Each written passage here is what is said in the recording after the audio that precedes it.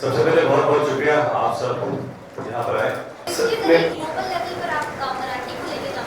नहीं क्या है ना सबसे पहले ये फिल्म राजा शिवाजी है जो मराठी भाषा में ही है, ये हिंदी भाषा में भी अवेलेबल है, जिस हमने इससे पहले भी कहा था। बात ये नहीं है कि क्या हम इसे ग्लोबल लेवल तक ले, ये कहानी ऐसी है जो मुझे लगता है ज़्यादा से ज़्यादा लोगों को जाननी चाहिए। अब वो डिपेंड करता है कि फिल्म कैसे चलती है और फिल्म वो कितने लोगों तक पहुंचती है। हाँ, अभी हमने 2 भाषाओं में रिलीज की है और हर जगह वो अवेलेबल है।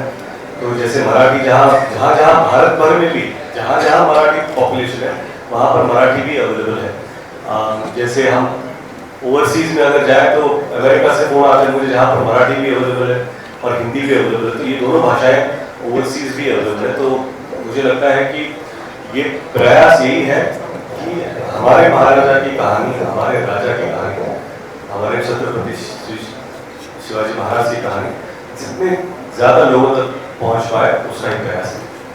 तो ऐसे नहीं कि महाराष्ट्र में टैक्स लगता है तो वो बात नहीं है।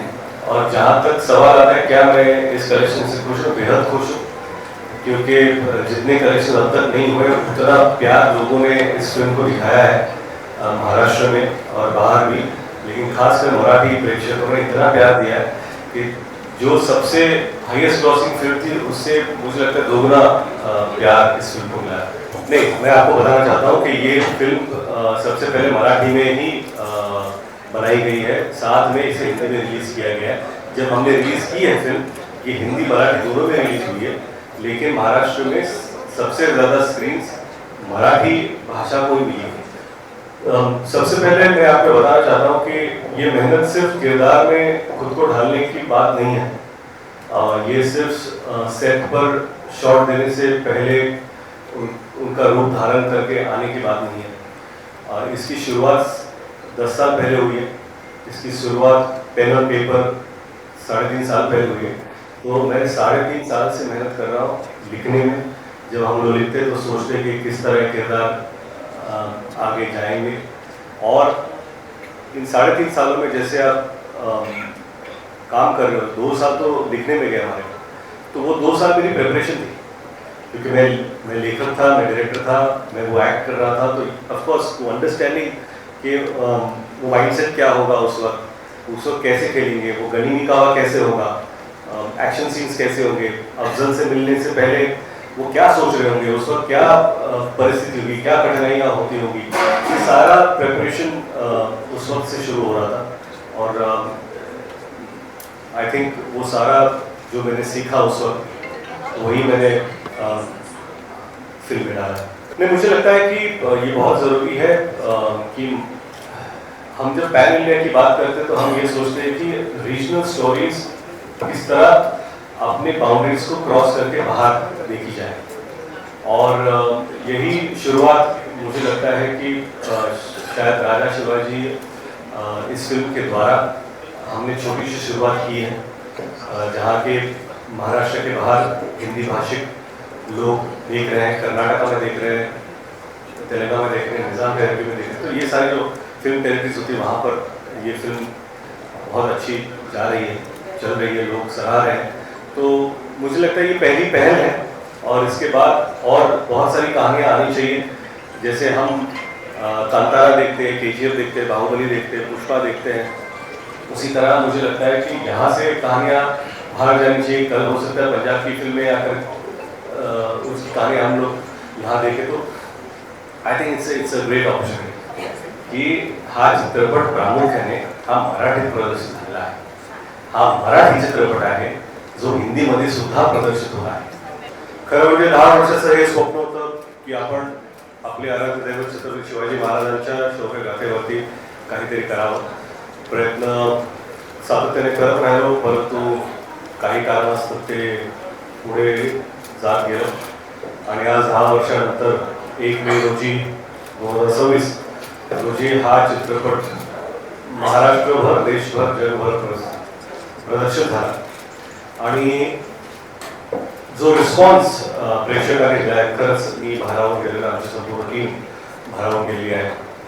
आणि कुठेतरी वाटतं की ही जी एवढ्या वर्षाची तपस्या होती, एवढ्या वर्षाचं काम होतं, आणि आम्ही जो प्रयत्न केला होता आपल्या टीमतर्फे की महाराजांना एक आदरांजली, एक श्रद्धांजली त्यांच्या चरणी हा चित्रपट एक फुलाप्रमाणे अर्पण करण्याचा, ते लोकांनी जसा प्रतिसाद दिला आहे, जशी साथ सध्या पण देत आहेत, मी मराठी प्रेक्षकांचा, हिंदी प्रेक्षकांचा सदैव ऋणी आहे. आपण आहात त्याबद्दल परत एकदा तुमचं स्वागत आणि आभार. आणि आपले काही प्रश्न असतील तर सर्वप्रथम जेव्हा आपण एखादा विषय निवडतो आणि तो जर विषय महाराजांचा विषय असेल तर सगळ्यात अवघड गोष्ट असते की तुमचं लिखाण, की तुम्ही काय लिहिताय, कुठली गोष्ट तुम्ही मांडण्याचा प्रयत्न करताय.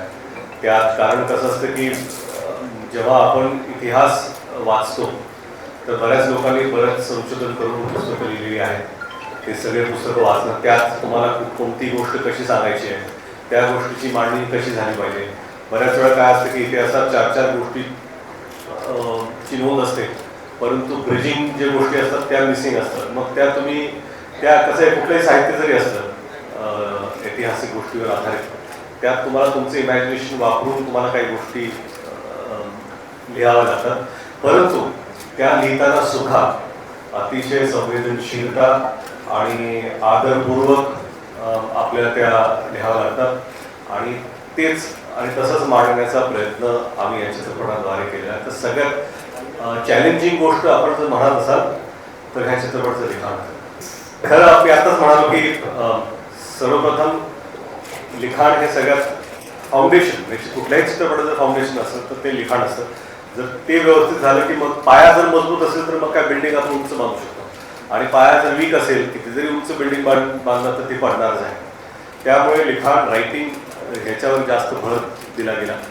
आणि त्यानंतर डिरेक्शन हे सगळ्यात महत्त्वाची गोष्ट. कारण काय, तुम्ही जेव्हा दिग्दर्शक आहात तर तुम्हाला सगळी जी मांडणी आहे, लिखाणाला पण घेऊन जायचं आहे, सिनेमॅटोग्राफीला पण घ्यायचं आहे, साऊंड डिझाईन पण आहे, लोकांचे परफॉर्मन्सेस पण आहेत, तुम्हाला गोष्ट कशी अनफोल्ड करायची, कुठल्या गोष्टीला तुम्हाला जास्त वेळ द्यायचा आहे, कुठल्या गोष्टीला कमी करायचं आहे. एडिटिंगमध्ये डिरेक्टरचा जो भाग असतो तो सगळ्यात इम्पॉर्टंट भाग आहे ह्या सगळ्या गोष्टी जुळवून आणण्यासाठी.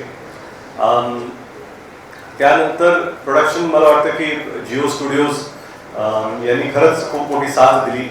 कारण एवढ्या मोठ्या स्केलवरती चित्रपट पाहण्याचा आमचं जे स्वप्न होतं मुंबई फिल्म कंपनीचं, त्याला जर जिओ स्टुडिओची साथ मिळाली नसती तर बहुतेक हे स्वप्न शक्य झालं नसतं. त्यांची साथ मिळाली. त्यानंतर निर्मिती जे तुम्ही म्हणालात, जिनिली आणि मी आम्ही दोघांनी केली, पण जो मोठा वाटा आहे तो जिनिला यांचा आहे. कारण त्यांनी खरंच ग्राउंड अप सेट्स असतील, काय असतं की कुठलीही गोष्ट वाढली की बाकी सगळ्या गोष्टी वाढत असतात. आपण म्हणतो की बाबा आज 1000 लोकांचा क्राऊड आहे, परंतु फक्त तेवढा मर्यादित नसतो. 1000 लोक म्हणले की त्यांना तयार करण्यात तेवढे कॉस्ट्युम वाढतात, ड्रेसेस वाढतात, त्यांच्याशी जेवणाची व्यवस्था तेवढी वाढते, ऊन असेल तर टेंट जाऊन त्या प्रमाणात वाढतात, मेकअप मॅन जाऊन वाढतात. तर हा पसारा असा पसरत जातो. तर ते सगळं जुळून आणण्याचं काम हे जिल्ह्याने केलं, म्हणून माझ्याकडे तेवढा प्रोडक्शनचा भार नव्हता. आणि मला वाटतं की ॲज अन ॲक्टर जे मी काम केलं, माझं काम माझ्यातल्या लेखकाने आणि माझ्यातल्या दिग्दर्शकाने थोडं सोपं करून टाकलं करण्यासाठी. मला वाटतं की आमचे जे हिस्टॉरियन्स असतील, जे रिसर्च डिपार्टमेंट टीम जी होती, त्यांचं सगळ्यात जास्त कॉन्ट्रीब्युशन होतं. कारण ह्याचा पाया तिथून सुरू. आपण कुठलीही गोष्ट आता उठलवून लिहायचं असं होत नव्हतं. आम्ही सगळी पुस्तकं वाचली, आम्हाला कुठली गोष्ट सांगायची. कारण काय, काही महाराजांचं जे आयुष्य आहे आणि जे त्यांचं कार्य आहे ते एका चित्रपटात मावणारं नाही आहे. तर आपल्याला असा विचार करायचा की आपल्याला गोष्ट कोणती सांगायची. म्हणून जेव्हा आम्ही विचार केला गोष्ट कोणती सांगायची आणि ही गोष्ट संपणार कुठे हे महत्त्वाचं होतं.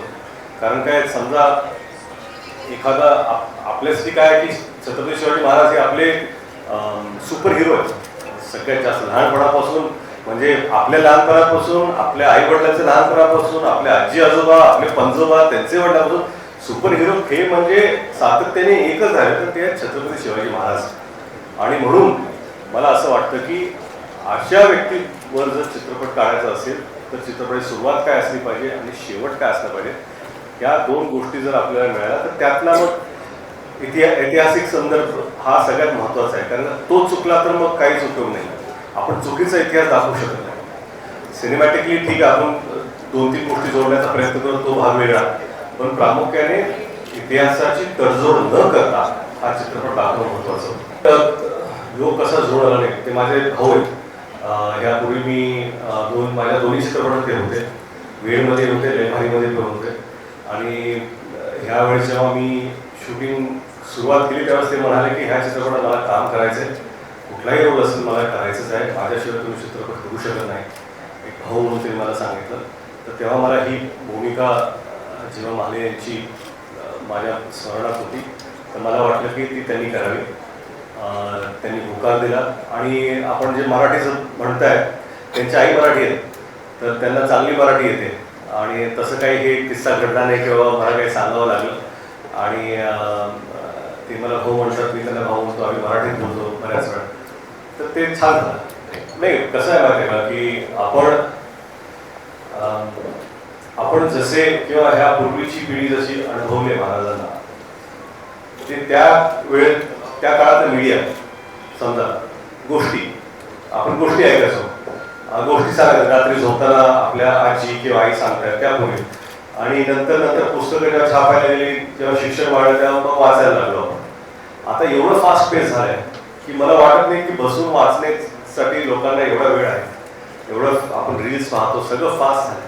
म्हणून कुठेतरी मला वाटतं की ही जबाबदारी, जेव्हा एखादा चित्रपट ऐतिहासिक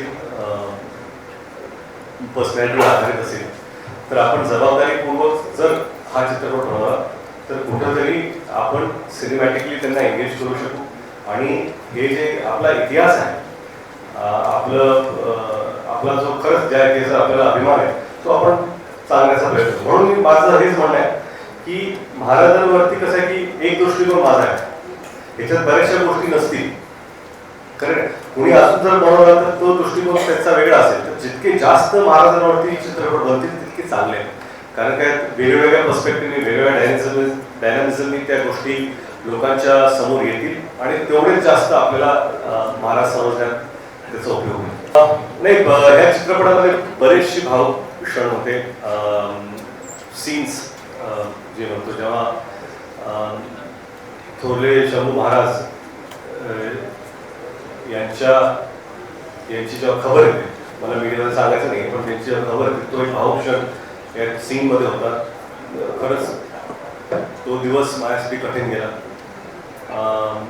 शिवाजी महाराज आणि साहेब राणीसाहेबांचा जो शेवटचा सीन आहे या चित्रपटात दोघांचा, तो क्षण पण भावुक होता. आणि असे बरेचसे क्षण आहेत त्या चित्रपटामध्ये, ते खरंच मी डिरेक्ट करताना किंवा ॲक्ट करताना भाऊ झालो. नाही, खरं म्हणजे मी स्वतःच्या कामाकडे चांगलं किंवा वाईट नजरेने बघत नाही. मी ते लोकांपुढे ठेवतो, लोक जसं त्याच्यावर रिॲक्ट करतात. आणि एखादी जर भूमिका मी केली असेल तर मी त्याच्याबद्दल मग पुढे गेलं तर पाठवून बघत नाही, विचार जास्त करत नाही. पण सध्या जर तुम्ही मला विचारलं तर सध्या माझ्यासाठी सगळ्यात महत्त्वाची भूमिका आणि चित्रपट हा राजा शिवाजीचा. काय माहिती आहे का, हा प्रश्न बऱ्याच लोकांनी विचारलेला आहे. मला वाटतं की तुमच्या मनात जेवढी आपल्या छत्रपती शिवाजी महाराजांबद्दल आस्था, आदर आहे, तेवढीच आस्था नातं माझ्या मनात आहे. मी जेव्हा हे ठरवलं होतं की हा चित्रपट टायटल काय असलं पाहिजे, तर एकेरी उल्लेख म्हणून ठेवलं नाही. तुम्ही जर चित्रपट पाहिला तर तुम्हाला समजेल की हा जो प्रवास आहे या चित्रपटामध्ये, तो जन्मापासून अवसर भरापर्यंतचा आहे. पण हा जो प्रवास आहे, ही जी गोष्ट आहे, ही एका छोट्या मुलाची, शिवबाची गोष्ट आहे. ते शिवबा, जे शिवाजी राजे होतात आणि अफजल बदानंतर राजा शिवाजी म्हणून ज्याला जग संबोधतं, किंवा असे कोणते पराक्रमी राजे आहेत ज्यांनी हे केलं. म्हणून या चित्रपट टायटल हा प्रवास राजा शिवाजी याच्यापर्यंतचा आहे. राजा शिवाजी तो छत्रपती शिवाजी महाराज, हा प्रवास हा वेगळा प्रवास आहे. म्हणून ह्या टायटलमध्ये असं काहीही नव्हतं ज्याच्यामुळे लोकांना असं वाटलं पाहिजे की अनादर आहे. हा चित्रपट आपल्या राजाचा चित्रपट आहे, आपल्या छत्रपती शिवाजी महाराजांच्या शौर्य गाथेवरचा चित्रपट आहे. तर सर्वांनी हा चित्रपट पाहावा. मी आवर्जून आपल्या माध्यमातून सांगू इच्छितो की हा चित्रपट संपूर्ण परिवाराने पाहावा, कारण ही गोष्ट आजी आजोबांनी पण ऐकलेली आहे, नातवांनी पण ऐकलेली आहे. तर लहान मुलांनी खरंच आई वडिलांनी आपल्या मुलांना घेऊन हा चित्रपट पाहायला जावा अशी माझी इच्छा आहे. सुट्ट्या पण सुरू आहे, सुट्ट्यांमध्ये हा योग पण आहे, वेळ पण आहे.